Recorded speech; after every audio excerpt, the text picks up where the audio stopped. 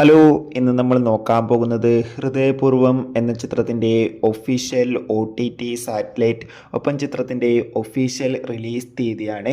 വീഡിയോയിലേക്ക് മുൻപ് video like ചെയ്യുക, ചാനൽ സബ്സ്ക്രൈബ് ചെയ്യുക. ഈ വരുന്ന ജൂലൈ മാസം അങ്ങോട്ട് ധാരാളം ചിത്രങ്ങൾ OTT റിലീസിനെത്താൻ പോവുകയാണ്.